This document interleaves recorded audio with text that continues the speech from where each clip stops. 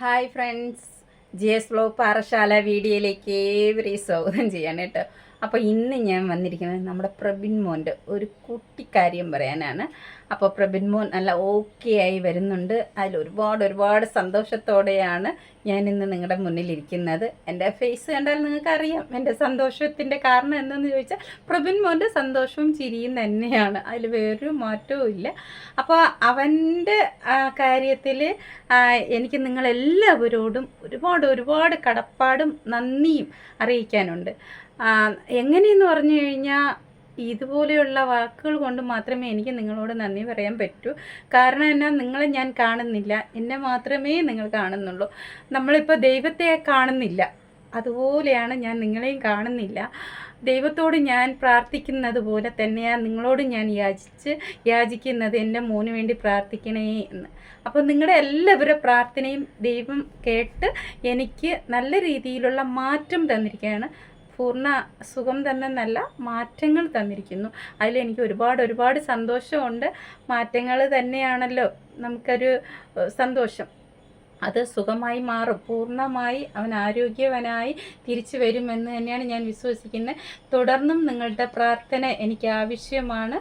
അപ്പോൾ നിങ്ങളെല്ലാവരും പ്രാർത്ഥിക്കുമെന്നുള്ള വിശ്വാസത്തോടെയാണ് മുന്നോട്ട് പോകുന്നത്. അപ്പോൾ ഇനി ഇതിൻ്റെ ഇടയിൽ വേറൊരു കാര്യം എനിക്ക് പറയാനുള്ളതെന്ന് പറഞ്ഞു കഴിഞ്ഞാൽ, കഴിഞ്ഞ ദിവസം അതായത് ഇന്നലെ ഞാൻ രേണുസുതിയെ സംബന്ധിച്ച് ഒരു വീഡിയോ ചെയ്തിട്ടുണ്ടായിരുന്നു.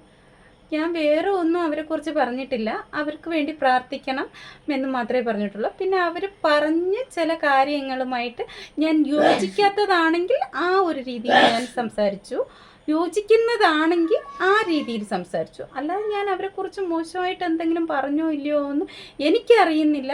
ഞാനത് പിന്നെ എടുത്ത് മോൻ്റെ ഫോണിൽ കൂടി ഞാൻ 1-2 പ്രാവശ്യം അത് കാണാനിടയായി. പക്ഷേ എന്നിട്ടും ഞാൻ നല്ലത് മാത്രമേ അവർക്ക് സംസാരിച്ചിട്ടുള്ളൂ.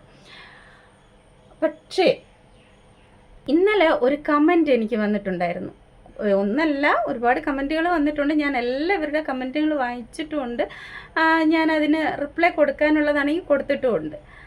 അതൊന്നുമല്ല ഇവിടുത്തെ വിഷയം. ഒരൊറ്റ കമൻ്റാണ് വന്നിരിക്കുന്നത്. അവരെന്നോട് ചോദിച്ചത് ഞാനിവിടെ കൊടുക്കാൻ കേട്ടോ.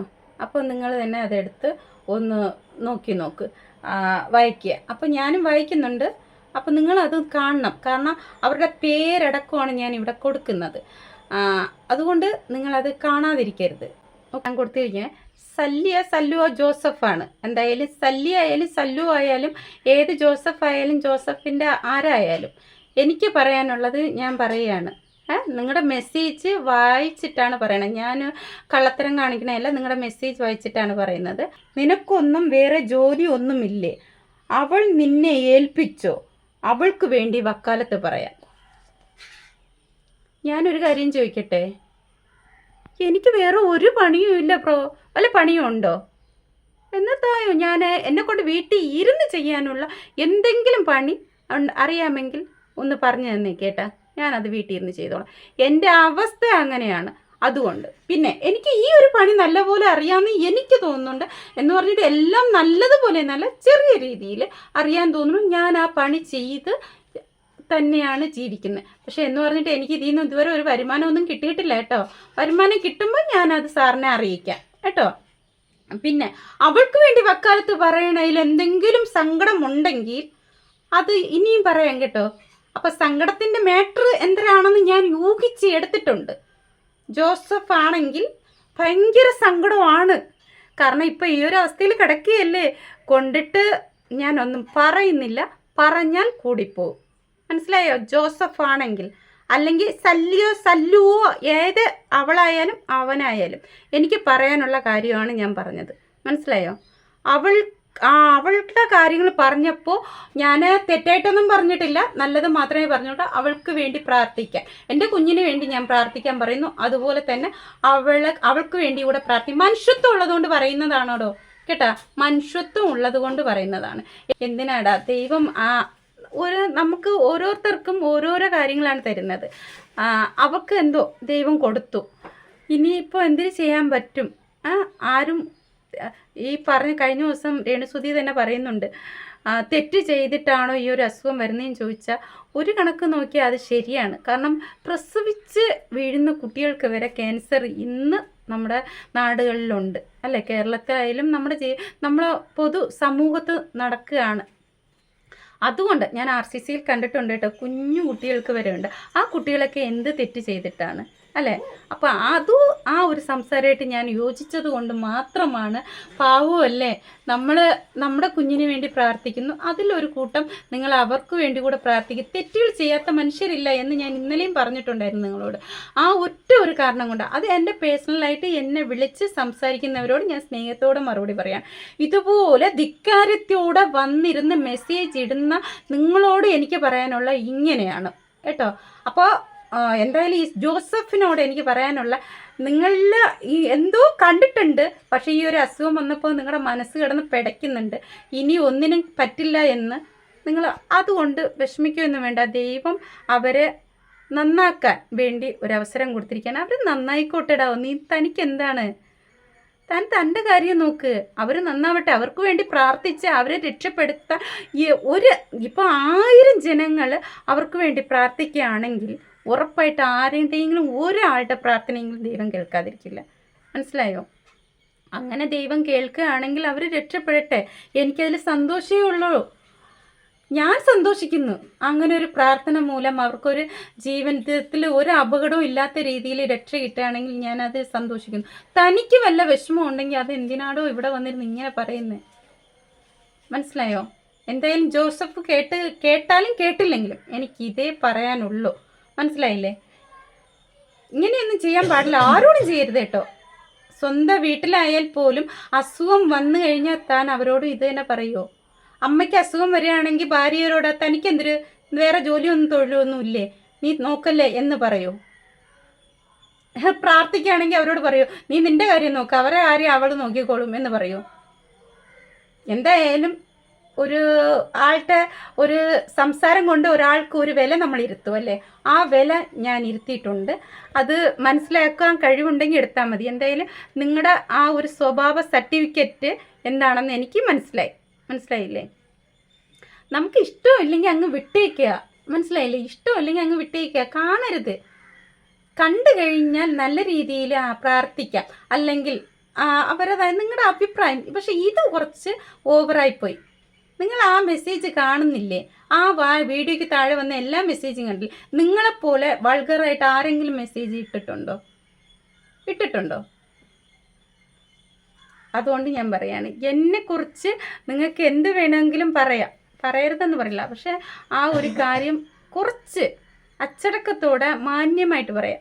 ചേച്ചി അവരുടെ കാര്യങ്ങളൊന്നും എടുത്ത് സംസാരിക്കല്ലേ എന്ന് പറഞ്ഞിരുന്നെങ്കിൽ ഞാനത് അപ്സെറ്റ് ചെയ്യുമായിരുന്നു. നിനക്കൊന്നും വേറെ പണിയില്ലേ? അതെന്തേ?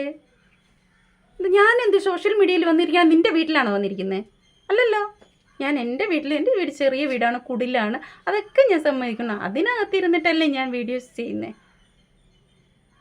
അംഗീകരിക്കാൻ പറ്റുമെങ്കിൽ, കാണാൻ ഇഷ്ടമുണ്ടെങ്കിൽ മാത്രം കാണുക, അല്ലെങ്കിൽ അങ്ങ് വിട്ടേക്കേ, പ്രശ്നമില്ല. ഞാൻ ആരോടും വന്ന് പരാതി പറയുന്നില്ല. എൻ്റെ കുഞ്ഞിനെ സ്നേഹിക്കുന്ന ഒത്തിരി ആൾക്കാർ എൻ്റെ വീഡിയോസ് കാണുന്നുണ്ട്. അവരോട് എനിക്ക് എന്നും നന്ദി മാത്രമേ ഉള്ളൂ. മനസ്സിലായില്ലേ? അത് ഞാൻ ഒരിക്കലും കുളിക്കുകയില്ല. അവർക്ക് വേണ്ടിയിട്ട്, അവരോട്, എൻ്റെ കുഞ്ഞിന് വേണ്ടി പ്രാർത്ഥിക്കുന്നവരോട് ഒരു കാര്യം പറയാൻ കേട്ടോ, രേണുസുതിയെ ഇഷ്ടമില്ലെങ്കിൽ പോലും അവർ ചേച്ചി പ്രാർത്ഥിക്കാം എന്ന് പറയുകയാണ്. മനസ്സിലായില്ലേ? നമുക്ക് ഇഷ്ടമുണ്ടോ ഇല്ലയോ എന്നുള്ളതല്ല വിഷയം. അത് ശുദ്ധമുള്ളവർ പ്രാർത്ഥിക്കട്ടെ. ഇത് എനിക്കിങ്ങനെ പറയണമെന്ന് വിചാരിച്ചിട്ട് ഞാൻ പറഞ്ഞതല്ല. എനിക്ക് നല്ല സങ്കടം വന്നു. എന്തിനാണാവോ ഇങ്ങനെയൊക്കെ ആൾക്കാർ? എങ്ങനെയെങ്കിലും ജീവിക്കട്ടെ, എൻ്റെ കുഞ്ഞിന് വേണ്ടി ഞാൻ ഭിക്ഷയെടുത്ത് ജീവിക്കുന്നതെന്ന് ആൾക്കാർ പറഞ്ഞിട്ടുണ്ട്. എൻ്റെ കുഞ്ഞിന് വേണ്ടി സത്യമാണ്. അതിലെനിക്ക് സങ്കടമല്ല, വിഷമം ഉണ്ടെങ്കിലും ഞാൻ ആരോടും പ്രതികരിക്കാൻ പോയിട്ടില്ല, നന്ദികേട് കാണിച്ചിട്ടുമില്ല. 1 രൂപ ഒരാൾ തന്നിട്ടുണ്ടെങ്കിൽ അവരോടെന്നും ഞാൻ കടപ്പാടോടെ തന്നെയാണ് സംസാരിക്കുന്നത്. മനസ്സിലായില്ലേ? അതുകൊണ്ട് ഞാൻ പറയാണ്, എൻ്റെ സങ്കടങ്ങളും എൻ്റെ വിഷമങ്ങളും അറിയാമെന്നുള്ള എന്ന് പറഞ്ഞിട്ട് രേണുസുതിക്ക് അസുഖം മാത്രമേ ഉള്ളൂ, പണം കൊണ്ടോ അല്ലെങ്കിൽ ആൾക്കാരെ കൊണ്ടോ, ഒരു നല്ലൊരു വീടുണ്ട്, ആൾക്കാരുണ്ട്, പണമുണ്ട്, അവർക്ക് മെഡിക്കൽ കോളേജിൽ തന്നെ ചികിത്സിക്കേണ്ട കാര്യമൊന്നുമില്ല. അവർക്ക് ഏത് പ്രൈവറ്റ് ഹോസ്പിറ്റലിൽ പോയാലും ഇന്ന് ചികിത്സിക്കാനുള്ള ഒരു ആസ്തിയുണ്ട്. അതെനിക്ക് നല്ലപോലെ അറിയാം. എന്നാലും ഞാൻ ആ കാര്യങ്ങളെക്കുറിച്ചൊന്നുമല്ല പറയണം. പിന്നെ ഇനിയിപ്പോൾ കഴിഞ്ഞ ഒരു വീഡിയോയിൽ ഞാൻ കണ്ടതാണ്. അതിനെക്കുറിച്ച് ഞാൻ പിന്നെ വേറൊരു വീഡിയോ ചെയ്യാം. കാരണം അതും ന്യായമായിട്ടുള്ള കാര്യം തന്നെയാണ് അവർ പറഞ്ഞത്. അത് രേണുസുതിയെക്കുറിച്ച് പറഞ്ഞത് തന്നെയാണ്, ന്യായമായിട്ടുള്ള കാര്യം തന്നെയാണ്. അത് ഞാൻ വേറൊരു വീഡിയോയിൽ നിങ്ങളോട് പറയുന്നതായിരിക്കും. അതിൻ്റെ അഭിപ്രായം എന്തായാലും നിങ്ങൾ പറയണം കേട്ടോ, പറയാതിരിക്കരുത്.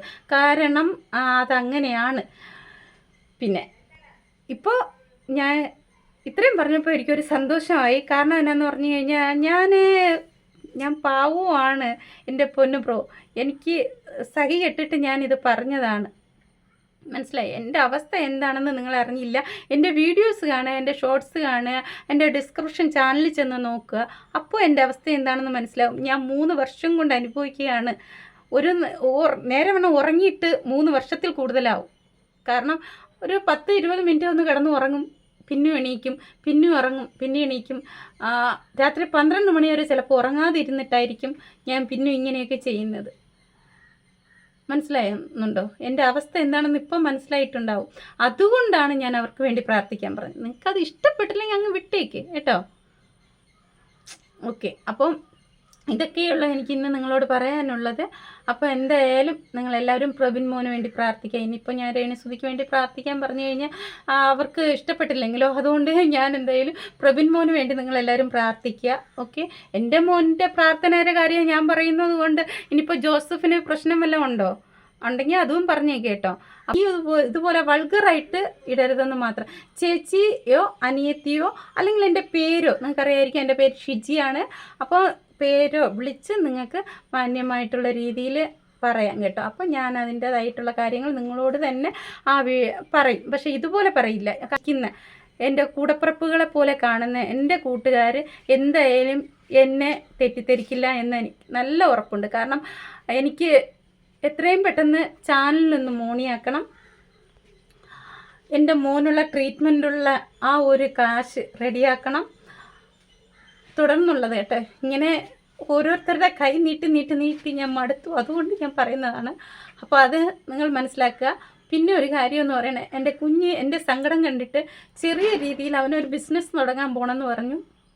അപ്പോൾ ആദ്യം കമ്മൽ ബിസിനസ്സാണ് അവൻ പറയുന്നത്. അതൊക്കെ അവനൊരു കടയിൽ ചെന്ന് ഹോൾസെയിലായിട്ട് ഒരു കടയിൽ ചെന്ന് ഓർഡറൊക്കെ ചെയ്ത് വെച്ചിട്ടുണ്ട്. അതിനുള്ള ആ ഒരു എമൗണ്ട് അവൻ്റെ കയ്യിൽ കിട്ടിക്കഴിയുമ്പോൾ അവനത് വാങ്ങി നിങ്ങളെ കാണിക്കും. അപ്പോൾ നിങ്ങൾക്ക് ആർക്കെങ്കിലും അവനെ ആ രീതിയിൽ ഹെൽപ്പ് ചെയ്യാൻ പറ്റുമെങ്കിൽ, വലിയ എമൗണ്ടുകളൊന്നുമില്ല, 100 രൂപയ്ക്ക് താഴെയുള്ള എമൗണ്ടുകളിലുള്ള കമ്മലുകളെ അവൻ വാങ്ങിക്കൂ. അപ്പോൾ അവൻ ആദ്യം ഒന്ന് ട്രൈ ചെയ്ത് നോക്കും കേട്ടോ. ഒരു 10 ജോഡിക്കകത്ത് കമ്മലുകൾ വാങ്ങി ട്രൈ ചെയ്ത് നോക്കും. ആരെങ്കിലും അവനെ ഹെൽപ്പ് ചെയ്യാൻ മുന്നോട്ട് വരികയാണെങ്കിൽ, ഹെൽപ്പ് എന്ന് പറയുന്ന ഉദ്ദേശിച്ച് മനസ്സിലായോ? ആ കമ്മലുകൾ വാങ്ങുക, ഓൺലൈനായിട്ട് വാങ്ങുക. അപ്പോൾ അതിൻ്റേതായിട്ടുള്ള ഡീറ്റെയിൽസൊക്കെ അവൻ ചാനലിൽ കൂടി നിങ്ങൾക്ക് തരും. അപ്പോൾ അവൻ്റെ ഈ ഒരു ചാനലിൽ കൂടി ഷോർട്സ് വീഡിയോസിൽ കൂടി നിങ്ങളുടെ മുന്നിൽ അവൻ എത്തിക്കും. ഹെൽപ്പ് ചെയ്യുകയെന്ന് പറയാൻ അവൻ്റെ വിഷമങ്ങളാണ് കേട്ടോ. അവൻ്റെ പഠിക്കാനൊന്നും ആരും ഒന്നും ഇതുവരെ സഹായിച്ചിട്ടില്ല പഠിത്തവുമായിട്ട് ബന്ധപ്പെട്ട്. ഇപ്പം തന്നെ നമുക്ക് ഏകദേശം യൂണിഫോം ഒന്നും കിട്ടിയിട്ടില്ല. സ്കൂളിൽ നിന്ന് അവർ തരാമെന്ന് പറയും. 1 ജോഡി യൂണിഫോം സ്കൂളിൽ നിന്ന് തരാമെന്ന് പറഞ്ഞിട്ടുണ്ട്. അതിനൊന്നും അവർ എമൗണ്ട് ചോദിച്ചിട്ടില്ല എന്നോട്, സ്കൂളുകാർ. പക്ഷേ പുസ്തകങ്ങളൊക്കെ നമ്മൾ കാശ് കൊടുത്ത് വാങ്ങി, പിന്നെ ഫീസ് അടച്ചു, അങ്ങനെ കുറേ കാര്യങ്ങളുണ്ട്. 10,000-2,000 രൂപ അടുപ്പിച്ച് നമുക്ക് ഇപ്പം തന്നെ ചിലവായി. ഇനി തുടർന്ന് അങ്ങോട്ട് നോട്ട്സ് കാര്യങ്ങളൊക്കെ വാങ്ങിക്കണം. അപ്പോൾ അതൊക്കെ നമുക്ക് ആരും ഒന്നും തരത്തില്ലല്ലോ. അതിൻ്റെ ബുദ്ധിമുട്ട് കൊണ്ടും പിന്നെ ബാഗ് കാര്യങ്ങളൊക്കെ ഉണ്ട്. എനിക്ക് നോട്ട്സിന് നമ്മുടെ ചാനലിൽ നമ്മളെ വീഡിയോസ് കാണുന്നവർ അവന് നോട്ട്സ് വാങ്ങാൻ പൈസ തന്നിട്ടുണ്ട്. ആ പൈസ എടുത്ത് ഞാൻ ഫീസ് അടച്ചു. അവൻ്റെ സ്കൂളിലെ ഫീസും അഡ്മിഷനും ഒക്കെ ചെയ്തായിരുന്നു. 10,000-2,000 രൂപ ആയിരുന്നു. പക്ഷേ അവർ തന്നതും കൂടെ ചേർത്താണ് ഞാനത് ചെയ്തത്. അത് എനിക്ക് വിട്ടുപോയി പറയാൻ കേട്ടോ. അപ്പോൾ അങ്ങനെയൊക്കെ ചെയ്തിട്ടുണ്ട്. ഇനിയും ബാക്കി കാര്യങ്ങളൊക്കെ ചെയ്യാനുണ്ട്. അപ്പോൾ എല്ലാവരുടെ സ്നേഹവും സപ്പോർട്ടും ഉണ്ടെങ്കിൽ അവൻ്റെ ബിസിനസ്സിൽ നിങ്ങൾ ഹെൽപ്പ് ചെയ്യുക. ഓക്കെ, അപ്പോൾ ഇത്രയൊക്കെ ഇന്നത്തെ വീഡിയോയിൽ കൂടി പറയാനുള്ളൂ. വീഡിയോ കണ്ട് ഇഷ്ടപ്പെട്ടാൽ ലൈക്ക് അടിക്കാനും കമൻ്റ് ഇടാനും മറക്കരുത്. ഓക്കെ, അപ്പോൾ പുതിയതായിട്ട് കാണുന്നവർ സബും കൂടെ ചെയ്യുക, ബെൽ ബട്ടൺ അമർത്തുക. ഓക്കെ, അപ്പോൾ ഞാൻ പുതിയതായിട്ട് അടുത്തൊരു വീഡിയോയിൽ വരുന്നവരെ ബൈ.